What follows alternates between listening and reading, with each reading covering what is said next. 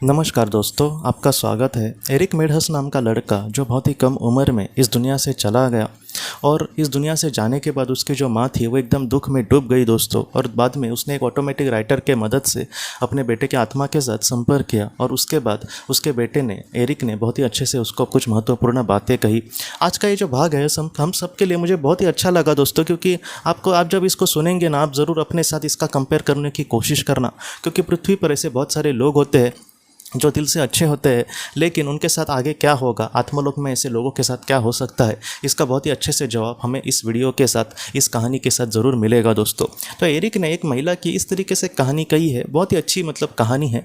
वो ये कहता है कि वो जो महिला थी वो एकदम बेचारी सीधी सादी थी, कोई उसको कुछ भी बोले उसकी गलती नहीं, फिर भी वो बेचारी मानती थी और जितना हो सके ज़िंदगी में उसने अपना जो कर्तव्य है बहुत ही अच्छे से निभाया था।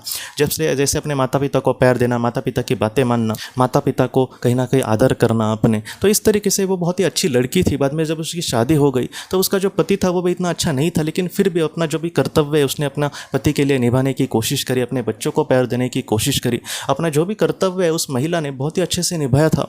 लेकिन हमेशा उसको कहीं ना कहीं सब लोग दोष देते थे, कहीं ना कहीं उसको ही कहीं ना कहीं बुरा भला कहते थे, या फिर हमेशा उसकी गलतियाँ निकालने की कोशिश करते थे। और इन सारी चीज़ों में वो थोड़ी से उसके जो विचार थे उस महिला के, वो कुछ इस तरीके से बने कि मैं शायद बुरी ही होंगी, इसलिए कहीं ना कहीं ये लोग मेरे साथ ऐसा करते हैं, मैं कहीं ना कहीं बहुत ही ज़्यादा बुरी होंगी, या फिर मैं शायद मुझ में कुछ भी अच्छा नहीं है। इन सारी चीज़ों के जो बातें थी वो उसके मन में बहुत ही ज़्यादा घर कर गई और इन सारी चीज़ों की वजह से वो बहुत ही ज़्यादा दुखी हो गई दोस्तों। तो ऐसे ही दुख में हमेशा वो रहती थी, किसी तरीके से अपनी ज़िंदगी काटती थी, लेकिन अपना जो कर्तव्य है उसको कभी भी उसने नहीं छोड़ा। जैसे उसकी बेटी जो है वो उसको ज़रा भी वैल्यू नहीं देती, लेकिन यही उसको फ़ोन करती थी बीच बीच में, तुम कैसी हो, अपना ख्याल रखना।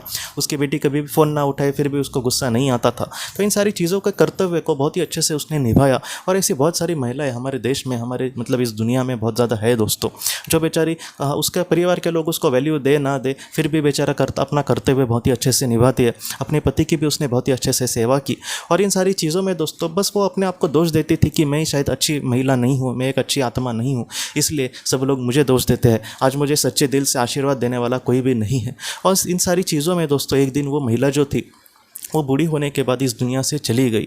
और जब इस दुनिया से चली गई तो शायद उसको यही लगा होगा कि वो बहुत ही ज़्यादा इतनी बड़ी आत्मा तो नहीं होगी, क्योंकि पृथ्वी पर उसको किसी ने भी आशीर्वाद नहीं दे, हमेशा उसकी गलतियाँ निकलते बैठे, इसने अच्छे से कर्तव्य किया लेकिन फिर भी किसी ने भी इसको अच्छा नहीं कहा। तो इन सारी चीज़ों की वजह से वो बहुत ही ज़्यादा दुख में शायद इस दुनिया से चली गई। लेकिन एरिक हमसे ये कहता है कि वो जब महिला आत्मलोक में चली आई तब अपने आप को उसने बहुत ही उच्च लोक में देखा दोस्तों, और उसने ये भी देखा कि जैसे जो लोग उसको वैल्यू नहीं दे रहे थे वो बहुत ही निचले लोग पे था इसके, और फिर भी कहीं ना कहीं ये इतने ऊंचे लोग पर थे कि उन आत्माओं को जिन्होंने इसको वैल्यू नहीं दी उनको भी बुरा लगने लगा। उन्होंने भी इससे माफ़ी मांगी कि हमें सच में माफ़ कर देना, पृथ्वी पर हमने तुम्हारे साथ बहुत ही बुरा बर्ताव किया। और वो जो आत्मा थी उस महिला की वो इतने उच्च पद पर थी दोस्तों कि एरिक हमसे ये कहता है कि उसको अब पृथ्वी पर जन्म भी लेने की ज़रूरत नहीं है। तो ये जो सारी बातें हैं हम सबको कहीं ना कहीं यही सिखाती है कि पृथ्वी पर, मैं आपको पहले भी बोल चुका हूँ कि पृथ्वी पर हमें कोई मान सम्मान दे, हम किसी का कुछ अच्छा कर रहे फिर भी हमें लोगों की गालियाँ मिले, तो ऐसी जो चीज़ें हैं उसके लिए आप परेशान मत होना। ये जो महिला की कहानी है हमेशा आप याद रखना कि अगर हम अपने कर्तव्य में बहुत ही अच्छे हैं तो ऐसे वक्त में पृथ्वी पर हो सकता है कि हमें संघर्ष करना पड़े, पृथ्वी पर हो सकता है कि हमें कोई बुरा भला कहे, कोई भी आशीर्वाद हमें ना दे, लेकिन ऐसे समय में भी अगर हम सच्चे हैं तो हमें कभी भी घबराना नहीं है। वो जो सर्वशक्तिमान ईश्वर है उससे कोई भी बात छुपी नहीं है, वो इन सारी चीज़ों को बहुत ही अच्छे से जानता है। इसलिए जितना हो सके आप अपने जीवन में अच्छे कर्म से आगे बढ़ना। आपके जो कर्म है वो एक सीढ़ी है जो हमें स्वर्ग तक डायरेक्टली लेकर जाएंगी। इसलिए बाकी के फालतू फालतू लोग होते हैं उनको खुश करने का, या फिर अगर वो हमें अच्छा कहे तो ही हम अच्छे, ऐसा हमें नहीं सोचना। जितना हो सके आप अच्छा कर्म कर रहे हैं, आपके दिल को पता है ना, तो आप किसी को भी पूछने मत जाना दोस्तों, किसी के कुछ बोलने का वेट करते मत रहना। जितना हो सके अच्छे कर्म से हमें आगे बढ़ना है। जैसे उस महिला को किसी ने भी नहीं समझ के लिया, उसके अपनों भी ने भी उसको समझा नहीं, लेकिन फिर भी सर्वशक्तिमान ईश्वर ने उसको समझा और वो जो आत्मा थी वो बहुत ही उच्च स्थिति की आत्मा थी। अब उसको हो सकता है कि पृथ्वी पर आना ही ना पड़े, उसको मोक्ष मिल जाए। तो इस पथ पर हमें कहीं ना कहीं जाना है। तो इन सारी चीज़ों से हम यही सीख सकते हैं दोस्तों कि जितना हो सके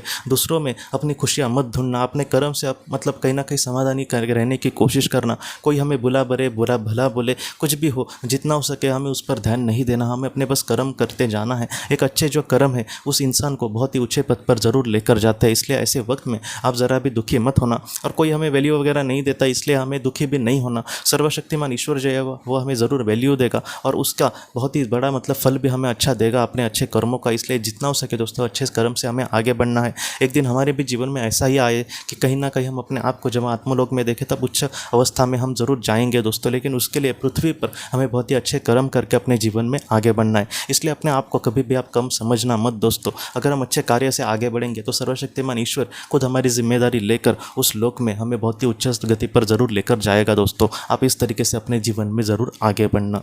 तो दोस्तों हम अपने अगले वीडियो में मिलते हैं। आप अपने परिवार का ख्याल रखना। आपका बहुत बहुत धन्यवाद। ज़िंदगी की रोशनी ये एक कंसल्टेंसी है जो ऐसे लोगों को मदद करने की कोशिश करती है जिन्होंने किसी अपने को खोया है या फिर जो लोग अपने जीवन में बहुत ही ज़्यादा दुखी है। जो लोग इस संस्था के साथ जुड़ते हैं उन्हें पास्ट लाइफ रिग्रेशन की ऑडियोज़ भेजी जाएगी, जिससे घर बैठे वह पास्ट लाइफ रिग्रेशन का अभ्यास कर सकते हैं। और उन्हें 5 मेडिटेशन ध्यान की भी ऑडियोज़ भेजी जाएगी और इसके साथ साथ उन्हें PDF किताबें भेजी जाएंगी जो हिंदी और अंग्रेज़ी में है, जो मोबाइल पर या फिर लैपटॉप पर आप उसे पढ़ सकते हैं। और 10 ऑडियो बुक्स भी आपको भेजी जाएंगी। तो दोस्तों अगर आप इस संस्था के साथ जुड़ना चाहते हैं तो कृपया इस नंबर पे व्हाट्सएप मैसेज करें। आपका बहुत बहुत धन्यवाद।